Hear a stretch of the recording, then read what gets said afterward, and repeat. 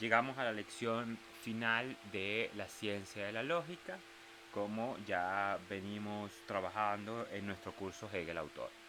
Y bueno, lo que nos queda hoy es puntualizar algunas de las cosas que dejamos por fuera, algunas de las cuestiones que dejamos fuera eh, de las discusiones presenciales. Entonces completamos este curso de la ciencia de la lógica, esta unidad pedagógica de la ciencia de la lógica, con esta sesión que definitivamente tiene que ser titulada algo así como el automovimiento, la autoafirmación del concepto.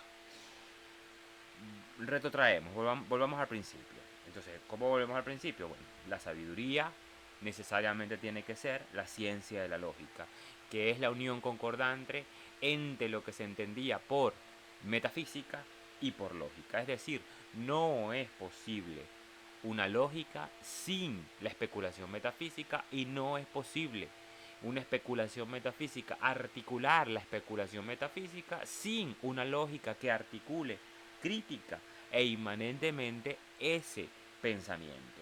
Sin embargo, esta forma de comprender la metafísica, la metafísica y la lógica, ya hemos visto que es de alguna manera completamente exteriorizada ambas ciencias, tanto la metafísica como la ciencia de los principios del ser, como algo que está afuera, que no involucra al sujeto, y por lo tanto tiene que haber una superación entonces de la metafísica y al mismo tiempo esta lógica que habíamos entendido, lógica desde Aristóteles, como esta tecné del pensamiento científico, del pensamiento y de la ciencia. Por lo tanto, también tiene que ser superada. Esta idea de superación de la metafísica y superación de la lógica, de alguna manera, ya está en el discurso hegeliano. No es Heidegger ni Nietzsche quienes empiezan a hablar de una superación o un más allá de la metafísica, sino es el propio Hegel en el principio del siglo XIX. Es un debate viejo entonces, si superar a la metafísica, y como ya hemos visto, sí se tiene que superar a la metafísica como filosofía primera, esa sabiduría antigua, ya no con este punto de exterioridad, que vamos a comprender algo que está fuera de nosotros y que estando fuera de nosotros no somos capaces de comprenderlo, ¿verdad? Esta idea de comprender el ser y al mismo tiempo la lógica que no puede ser exterioridad, no puede ser arte, no puede ser esta forma tan eh, externa al saber y al conocimiento. Por lo tanto, los principios del ser y del conocer, que sería el estudio de la metafísica, pero ahora desde el reconocimiento del espíritu absoluto, ya deja de ser metafísica, ¿no? ¿Y cómo se articula estas ideas fundamentales de la sabiduría de lo real? Se articula inmanente, crítica y sistemáticamente, y por lo tanto eternamente, como lógica. Entonces, hay una fundición, el proyecto de la ciencia de la lógica se recoge en estas dos. Hay una superación de la lógica, hay una superación de la metafísica, pero ahora como ciencia de la lógica, como esta filosofía primera, como este saber absoluto, como esta ciencia que es la sabiduría en sí y para sí, y que tiene que superar a la metafísica y a la lógica de esta manera, conservándolas, asimilándolas y por supuesto superándolas, porque es un saber constitutivo y constituyente del sujeto y del objeto. Por lo tanto, esta ciencia abstracta, esta ciencia el reino de las sombras, literalmente, esta ciencia de pura abstracción, de pura formalidad, será entonces la única capaz de comprender de superar, de hacer esta Aufheben de metafísica como ciencia y de lógica como tecné. Desde aquí, entonces, desde aquí, entonces, no se puede hacer filosofía primera, metafísica, como ustedes quieran llamarle. Ese libro, si existiesen verdaderos editores de libros en filosofía, dirían, ese libro no se puede llamar metafísica, pues el texto, esa palabra no existe dentro del texto. Es externa a él. Sería filosofía primera, no sabiduría, no la sabiduría, que es ese libro que hace ese libro, esa obra que produce el propio Aristóteles. Entonces, esa sabiduría, esa filosofía primera, no se puede hacer en fragmentos, no se puede hacer por pedazos, eh, no son intuiciones, no ocurrencias de un filósofo que estaba aburrido, sino un proceso lógico y sistemático de el pensamiento sobre la realidad. Y por lo tanto, como muy bien decía Heráclito, uno no escucha entonces al logo, no escucha a la persona que habla, escucha el logo. No es Parménides, no es Heráclito, no es Platón, no es Aristóteles, es el propio logo fenomenizándose, haciéndose más real, más nítido, más potente. Y por lo tanto, entonces, no se puede hacer filosofía sin sistema, sin crítica y sin ciencia.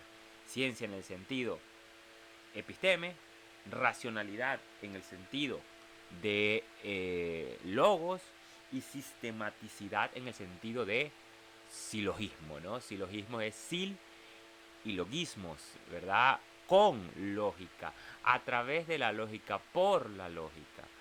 Es decir, esto es muy importante en alemán. En alemán la palabra para hablar de conclusión para hablar de conclusión es silogismo. Silogismo y conclusión son la misma palabra.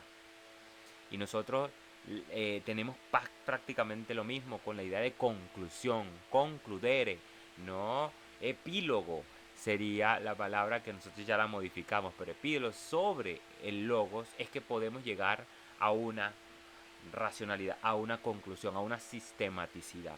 Por lo tanto, toda la conclusión es una resolución.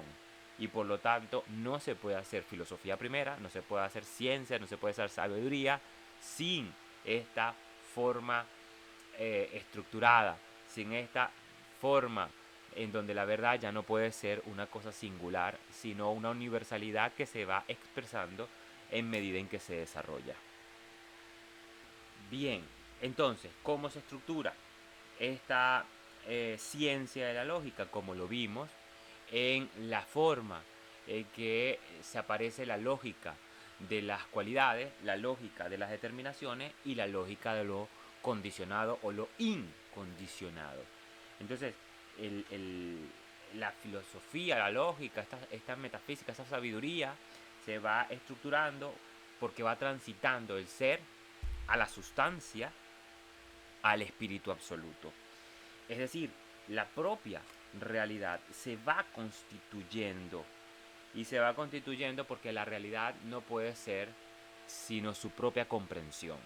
No puede existir la verdad sin la comprensión de ella. No puede existir algo real que nosotros no podamos comprender previamente. Es constitutivo la comprensión de lo real.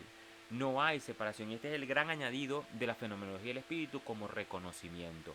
No podemos comprender, captar algo sin necesariamente comprenderlo y comprenderlo dentro de su lógica inmanente. Por lo tanto, no es más que el tránsito, es un movimiento que va de la exterioridad a la interioridad, de las cualidades, de las cosas que aparecen, de la apariencia, de la esencia, de la exterioridad, de la interioridad, y cómo eso se eleva a universalidad. Y esa elevación, ese tránsito hacia la universalidad se llama concepto.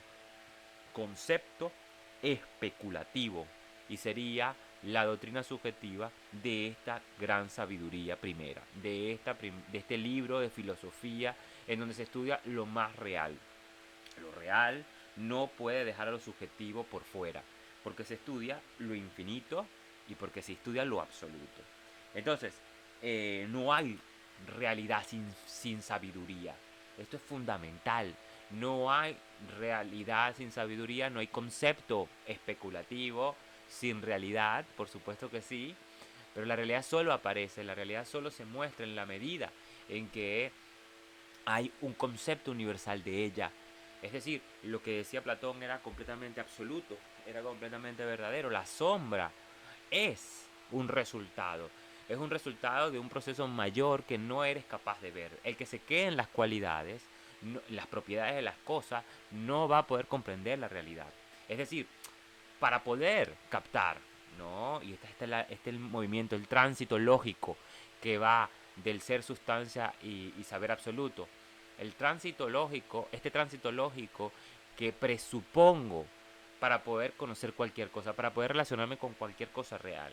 Cuando yo digo lo rojo de la casa o la casa roja, necesito necesariamente, que son cualidades y está en la exterioridad, en la cosa más externa posible, en el ser ahí, diría Hegel, en el Dasein, para que yo pueda hacer esto, que es la realidad más externa, más inmediata posible, para poder yo establecer este tipo de relación, para poder yo vincular este tipo de relación, necesariamente requiero, presupongo una determinación universal.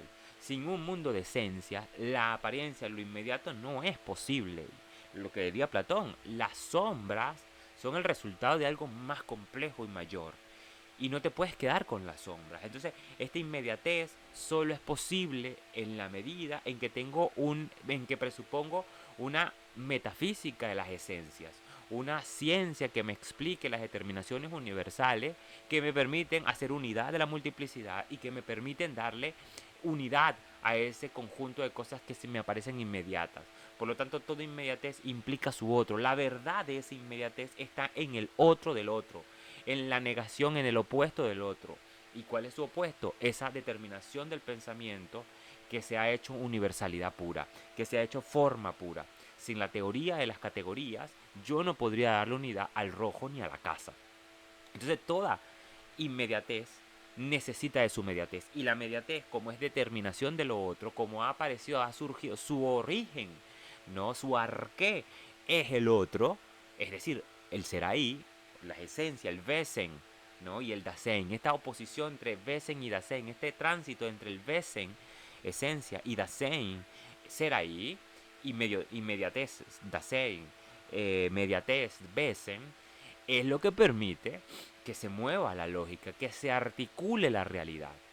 Pero cuando estudiamos ese tránsito y empezamos a sumergirnos en esa forma en donde el pensamiento empieza a pensarse a sí mismo y empieza a producir este conjunto de categorías, este conjunto de esencias que articulan la realidad, esta reflexión sobre cómo lo inmediato aparece, me lleva necesariamente a un punto mayor.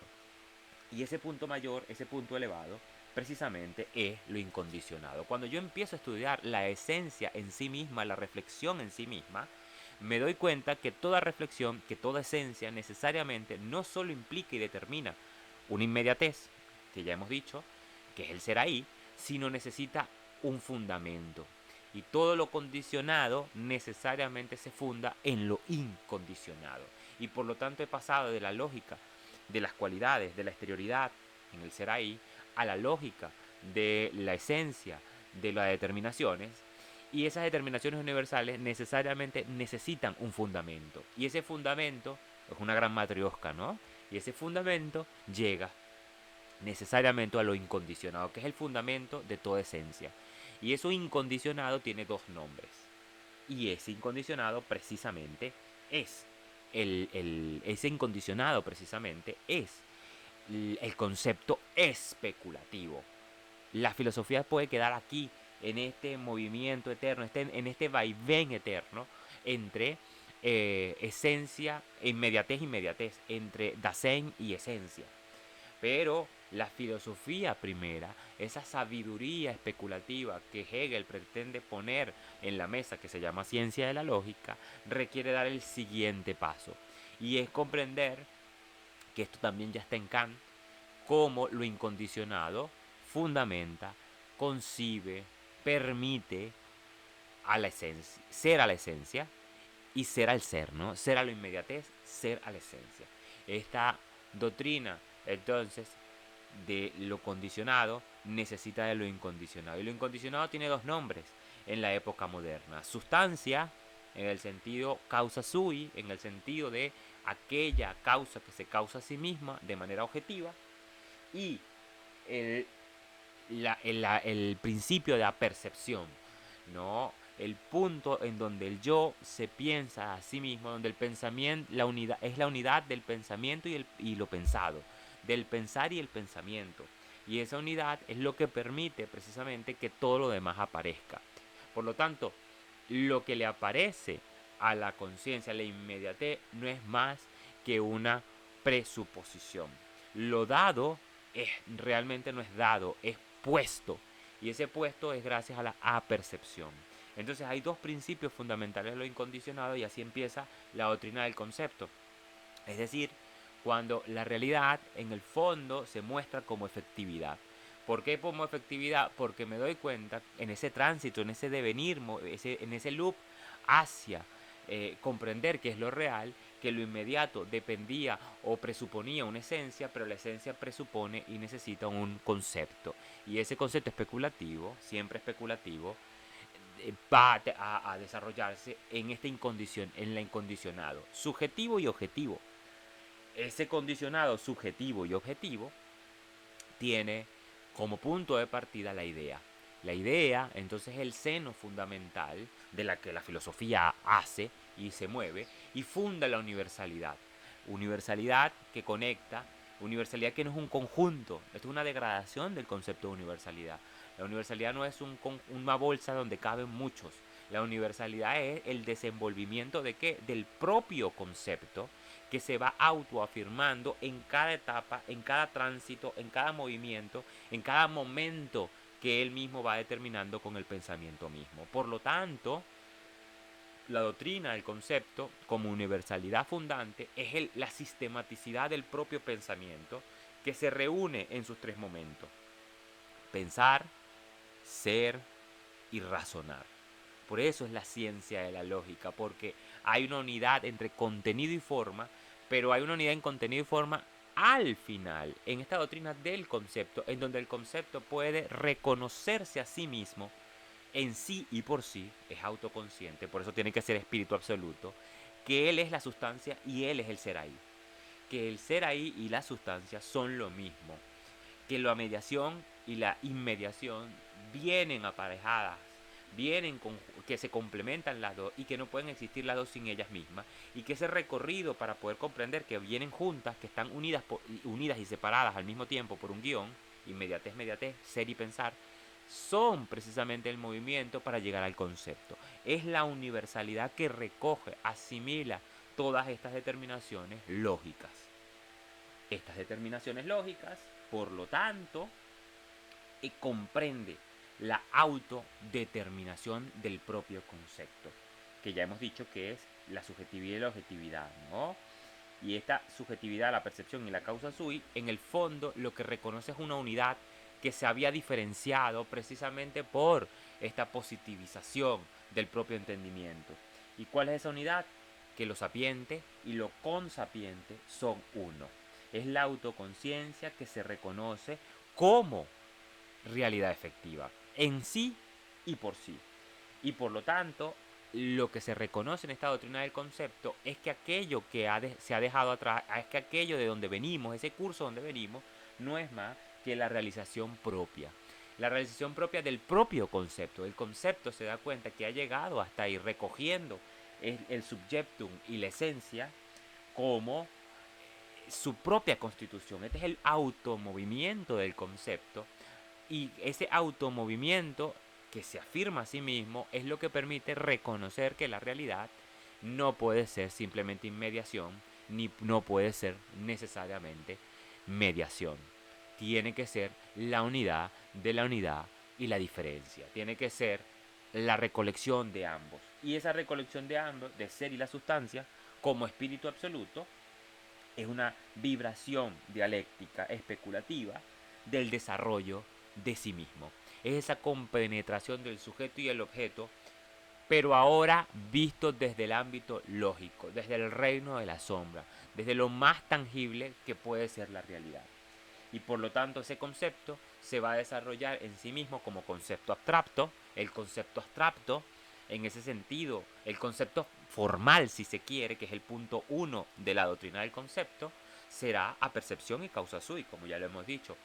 Cómo vemos el concepto, cómo vemos lo incondicionado en su forma pura, y esa forma pura necesita ganar articulación, ganar contexto. ¿Y cómo gana contexto? Desarrollándose en la objetividad. Y esa objetividad es lo que va a terminar de desarrollar la idea. Esa objetividad, ya lo vimos en la clase del viernes, es mecanismo, quimismo y teleología, organismo. Estos tres movimientos es lo que permite que esa incondicionalidad funde lo que nosotros llamamos como realidad. Pero no realidad seca, no realidad abstracta, sino como realidad efectiva. Y esa realidad efectiva solo se puede conocer en dos términos, que sería el punto más álgido y más amplio de lo que es real en sí y por sí. Y esa realidad en sí y por sí, ya lo sabemos, es conocer la idea de verdad y la idea de vida. Libertad y verdad, que son el fin de toda ciencia de la realidad, que es el fin de toda verdadera filosofía, o mejor dicho, de toda verdadera filosofía sistemática, de toda ciencia de la lógica. Por lo tanto, el ejercicio de la razón para constituirse a sí mismo, la razón empieza a constituirse a sí misma conociéndose y reconociéndose. Cuando llegamos al ámbito del reconocer, hemos abandonado esa doctrina objetiva y hemos podido avanzar a la doctrina del concepto, que es conocer la realidad universalmente, que es iluminar la realidad desde un punto de vista más superior, más real, más rico en determinaciones. Y por lo tanto, esa, ese ejercicio y poder que tiene la razón no es más que la libertad en acto. No es más que reconocer la verdad en su sistema y reconocer la universalidad de la libertad. Y la universalidad de la libertad no es más que exponer cómo es real y es fundante la incondicionalidad.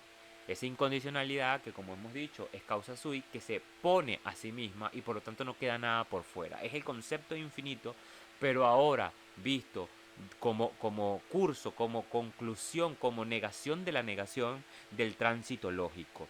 Y por lo tanto es muy diferente a la forma en que se halla en la modernidad. La causa sui, que es el concepto en Spinoza, aparece como inicio en la ética. Además aparece como inicio de una manera completamente inmediata, completamente como proposición, ¿no? Y no como resolución, lo que decíamos. No aparece como el final del silogismo, sino como el principio. También por el proceso geométrico, pero eso es otra historia, no vamos a hablar de eso acá. Y de la misma manera, ¿cómo aparece la apercepción en Kant y en Fichte? Aparece después de un proceso no como resolución, sino como principio del propio entendimiento. Y aparece como resolución, pero de la sensibilidad, de la lógica, la deducción, de la percepción, aparece después de la estética.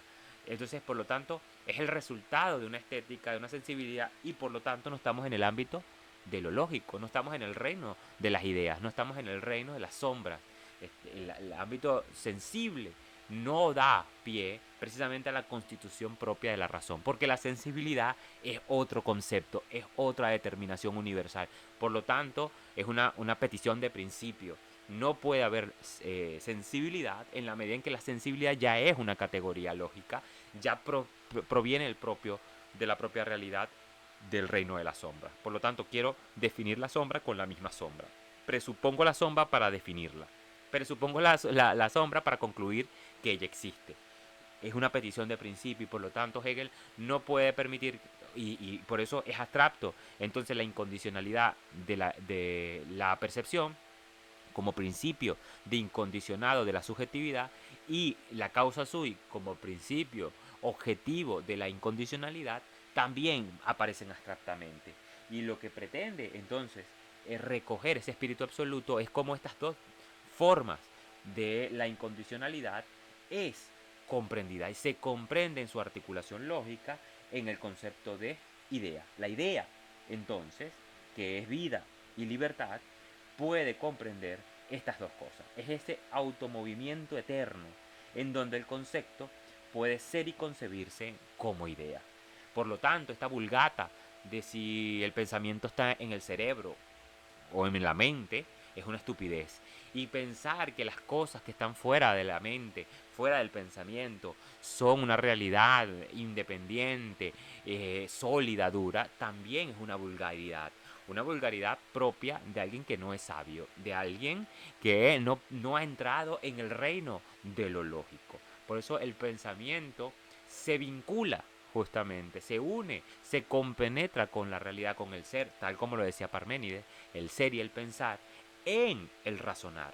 Y ahí está la vinculación de las tres cosas, el pensamiento, el ser y el razonar. Un razonar que es sistemático, que es lógico, que es el logos, ¿no? Sistemático, crítico y inmanente. No un decir en las proposiciones, no un decir en las palabras. El concepto y palabra no van juntos. La palabra también es resultado, es el hijo de la idea. La idea produce, para, engendra las palabras. Y la palabra no puede, por lo tanto, generar o determinar al concepto. Es todo lo contrario. La palabra, en el ámbito, por supuesto, vulgar, bueno, está bien, ¿no? La palabra vale lo mismo. Pero en el ámbito lógico, las palabras son el resultado, son la negación determinada, son la negación de la propia idea que se ha constituido y que se manifiesta, se fenomeniza en las palabras. Por lo tanto, ese decir del famoso ser, pensar y decir de Parménides no es ningún decir, es un razonar lógico. Y este razonar lógico no como Tecnec, que ya lo hemos superado, sino como episteme. Por lo tanto, lo que se demuestra en esta incondicionalidad, combinando, compenetrando la unión de la unión y la no unión entre la causa sui y la percepción, permite por fin convenir, constituir la unidad de la forma y el contenido. Es decir, el resultado de ese comienzo que vimos de la formalidad pura del pensamiento, es decir, el pensamiento así, ¿no? El puro ser y pura nada, esa formalidad pura con que se empieza esta ciencia abstracta, no es más que el resultado positivizado de esta dialéctica, esta negatividad propia, especulativa, en donde ser, pensar y decir, ser y pensar y razonar son una unidad, en donde pensamiento y pensar son iguales. La verdad y la objetividad se constituyen y por lo tanto hay sabiduría. Y esto es lo que tiene que realizar la ciencia de la lógica. Una, esta identidad diferenciada entre objetividad y verdad, que solo es posible a través del desarrollo propio del pensar mismo. Y ese pensar mismo no desarticulado de lo que es, ni de lo que se dice, ni de lo que se razona sistemáticamente. En ese sentido, el concepto especulativo entonces es una universalidad concreta. Y esa universalidad concreta necesariamente tiene que ser inteligente y tiene que ser viviente, vivificante y vivificada, vivificadora. Por lo tanto, universalidad no puede quedarse como este, eh, esta forma tan degradada de conjunto, ¿no? Al revés, esta universalidad del concepto especulativo articula lo universal, lo particular y lo singular. No es normatividad, no, esta degradación tan absoluta de creer que estamos normando, de que las cosas se tienen que parecer a. La idea no es ídolo, ni ícono, ¿no? Ni ideología. Cuidado con esto. Esto es fundamental. La idea, que es lo único que hacen los filósofos, lo único que hacemos en la sabiduría, es pensar ideas, pero estas ideas no como reflexión, es decir, una esencia mediada, ni como propiedades de las cosas, es decir, en la inmediatez, sino como resultado de estas dos.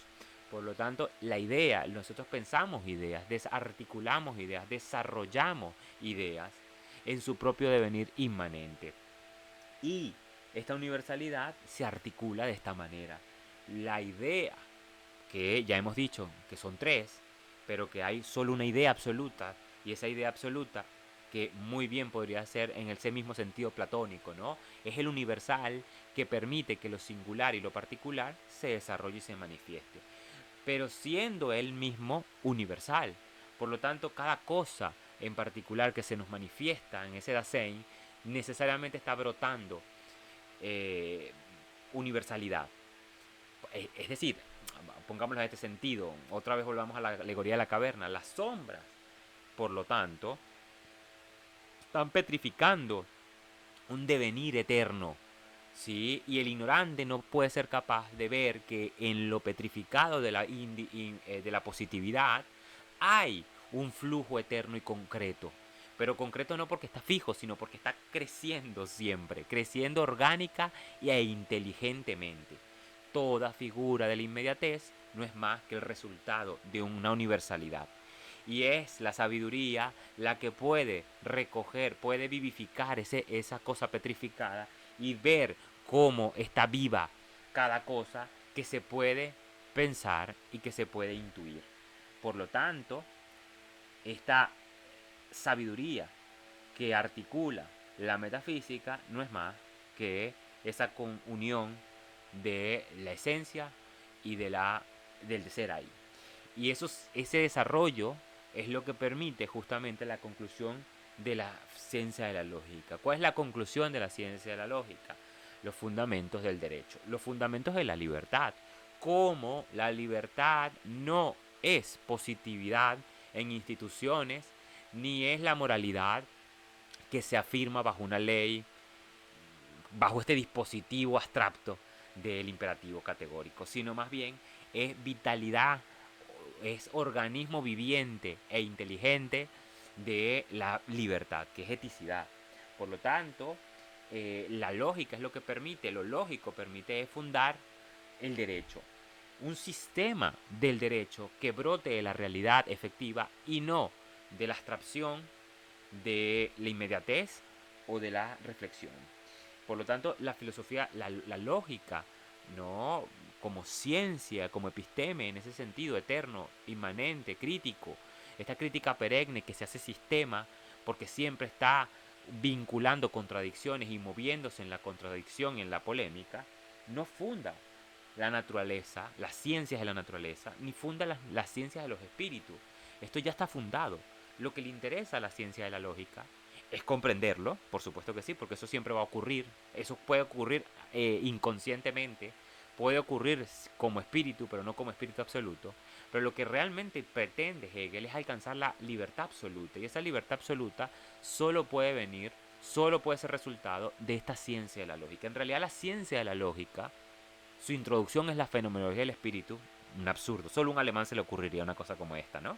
Solo un alemán del siglo XIX, romántico, idealista, solo se le recurre que un libro sobre la filosofía primera necesita primero una reconstrucción de la subjetividad, una reconstrucción ontológica de la conciencia, ¿no?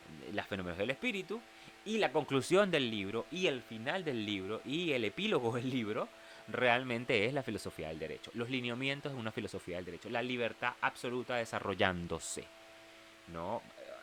Horroroso, ¿no? Solamente a este tipo se le ocurre. Solo a un Hegel se le ocurre semejante mamotreto de obra. Y por eso la filosofía ya no puede ser de ninguna manera una especulación aislada, una cosa, una ocurrencia de alguien que pensó algo. Hay un sistema necesario que va vinculándose. Por lo tanto, realmente la ciencia de la lógica, si bien es cierto, es una ciencia universal y por lo tanto la única ciencia universal y por lo tanto la única ciencia que puede comprender las demás cosas, la naturaleza y el conocimiento de la naturaleza, que sería el Dasein, ¿no? El desarrollo del Dasein, o las ciencias del espíritu, que serían, o el desarrollo del espíritu, en tanto ciencias de la reflexión, ciencias de las humanidades, ¿no? Las humanidades en ese sentido, siempre van a ocurrir, siempre van a brotar, ¿no? Pero la unidad como sistema solo saldrá de lo lógico. Lo lógico es lo que puede vincular a ambas. Pero esto no le interesa a Hegel en la ciencia de la lógica. Realmente la sabiduría termina es precisamente en el derecho. Y además esto es completamente clásico. Esto sería una superación de los de las grandes obras de la filosofía, ¿no? Podríamos decir la República, eh, la Politeia de Platón, es una metafísica efectivamente, en sentido estricto, una metafísica, pero que tiene que desembocar en la justicia, en el concepto ontológico de la justicia. Es un derecho, va hacia el derecho, ¿no? Hay una concreción de esa metafísica, de la realidad en tanto polis, en tanto política, en tanto realidad política, ¿no? Ta pragmata, ¿no? Las cosas públicas, la realidad pública, república, ¿verdad? La cosa pública, los bienes públicos. Y igual lo mismo será verdadero libro de filosofía, ética, ¿verdad? La ética geométrica Spinoza, que también pasa lo mismo, ¿no? ¿Desemboca en qué? En la teoría de la sabiduría como amor intelectual y en la teoría de la política, ¿no? Como la forma en que los hombres suman derecho. ¿No? Por eso una verdadera sabiduría termina en derecho. Por eso ese libro, Filosofía Primera, estaba tan mal constituido, estaba tan roto. No podía terminar en teología ese libro. Tiene que terminar en poli, en cómo, en una doctrina de la realidad. A pesar de que siempre usó ¿no? La sustancia, la teoría de las categorías y aplicó también la teoría de potencia y acto, tiene que terminar en verdadera política. La sabiduría termina en frónesis. La sabiduría es nous y frónesis. Y siempre va terminando en libertad. ¿Cómo se concreta la libertad? Entonces esa libertad absoluta, que además esa libertad absoluta, lo discutiremos en ciencia del derecho, en los lineamientos de la ciencia del derecho, no es que una persona, una única persona o una unita persona sea libre, absolutamente, eso es un absurdo, sino cómo se realiza el espíritu, cómo ese espíritu se hace instituciones y cómo prolifera la libertad y cómo evita estar entre los dos opuestos de la libertad absoluta, habituación o tiranía. Pero bueno, eso no nos interesa en este momento. En todo caso, lo fundamental entonces de ese concepto especulativo es el concepto formal, apercepción y causa sui, la objetividad, cómo se funda esa objetividad en la subjetividad lógica, no la subjetividad epistemológica de la fenomenología del espíritu, y cómo esas dos cosas producen,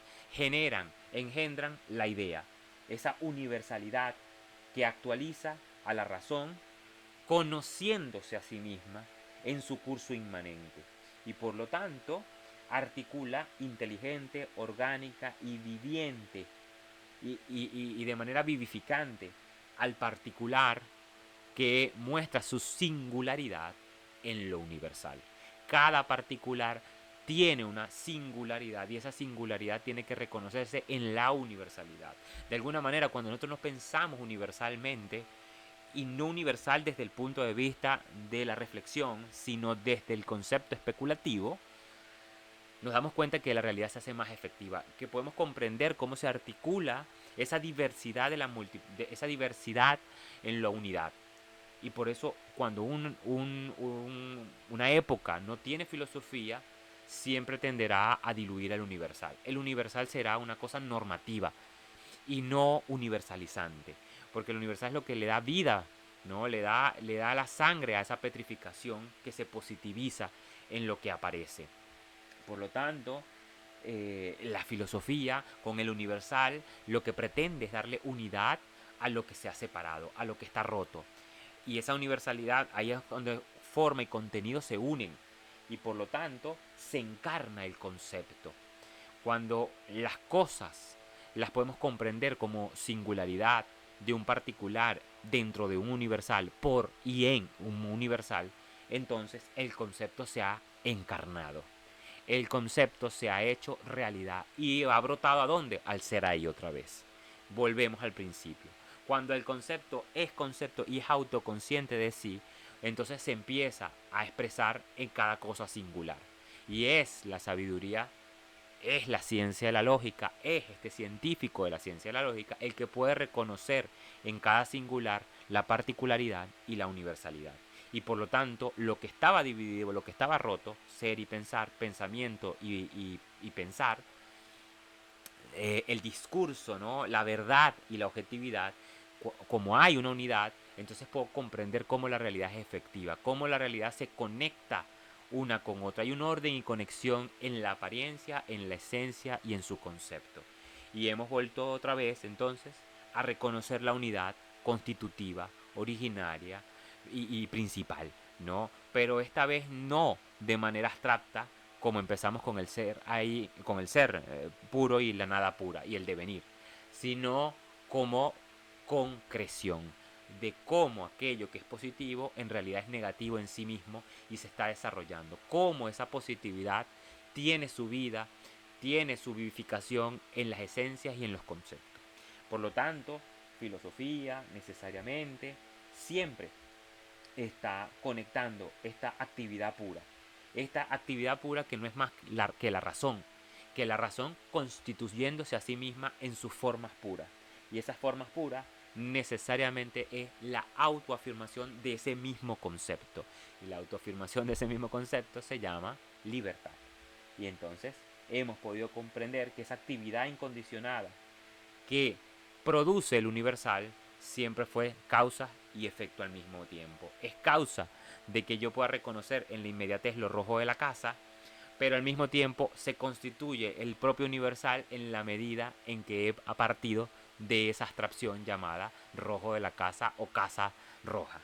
Por lo tanto, ese movimiento, esa actividad pura, que es la unidad del pensar y del ser, en su razón, en sus razones, en su logos, no solo me produce objetividad, no solo me produce la verdad, el sistema científico de la verdad, sino engendra el propio concepto, que se autopone, que se autoafirma. Y ese autoafirmarse y ese autoponerse del propio concepto, que se lo está diciendo a sí mismo, fenomenizado en nosotros que estamos haciendo ahora mismo este desarrollo, pero se lo dice a sí mismo, no es más que el autoconocimiento del propio concepto y la realización del propio concepto. La idea se realiza en concepto especulativo en la medida en que puede reconocer y articularse en lo positivo, en lo negativo y en el concepto universal, en lo singular, en lo particular y en lo universal. Y por lo tanto, ese movimiento que es reconocer la necesidad absoluta que tiene la sustancia, la causa sui, y reconocer que no puede existir esa necesidad absoluta de la sustancia sin el pensamiento que piense ideal y formalmente esa necesidad a percepción, entonces no habrá de ninguna manera concepto universal.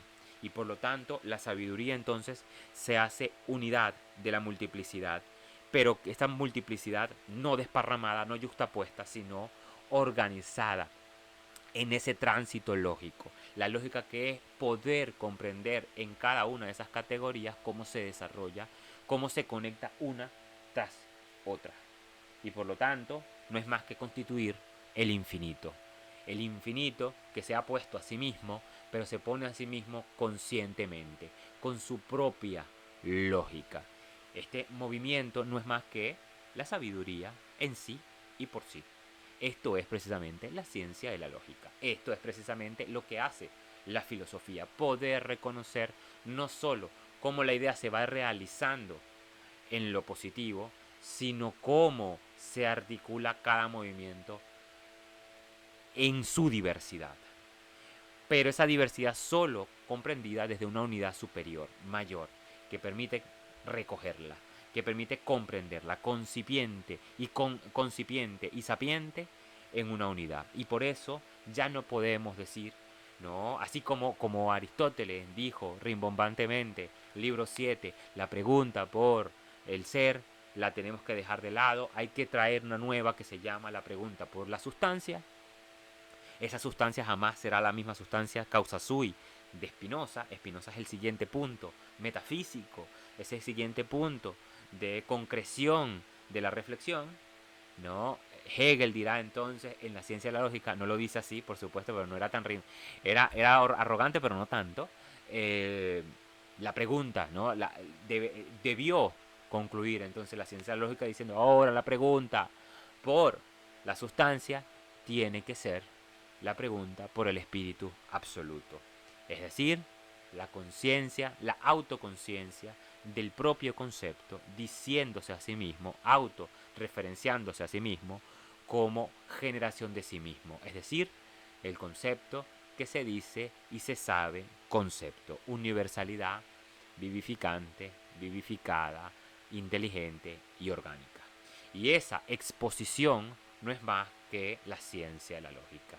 La sabiduría primera, ahora llamada ciencia de la lógica, porque estamos en un punto moderno, estamos en el momento moderno en donde se ha desarrollado no solo la subjetividad, sino la objetividad, se da esa unidad acá, en esta sabiduría primera, en esta ciencia de la lógica, como proyecto de toda filosofía verdadera, ya no como metafísica, ya no como lógica, sino como ciencia de lo real, de lo efectivamente real. Y la ciencia de lo efectivamente real no es más que el desenvolver el acto de la razón misma, conociéndose y reconociéndose que ella se autopone, y se autopone como la realización de la idea, que sería concepto especulativo. Bueno, realizar ese concepto especulativo se llama libertad, libertad absoluta. Y eso es justamente lo que tiene que constituirse y complementarse en una ciencia del derecho, que sería la verdadera conclusión de la fenomenología del espíritu y del sistema hegeliano. El sistema hegeliano no es historia, el sistema hegeliano no es estética, el sistema hegeliano no es filosofía de la naturaleza o ciencias naturales, ni ciencias del espíritu, ni la humanidades, ni el reconocimiento del espíritu en la religión, en el arte o en las ciencias. La filosofía verdadera, el sistema verdadero de la filosofía de la filosofía hegeliana, que sería la ciencia de la lógica, necesariamente tiene que desembocar en derecho. Y por eso es tan fundamental y fundante que este curso termine en los fundamentos del derecho, que será nuestra clase del día del miércoles. Bueno, saludos.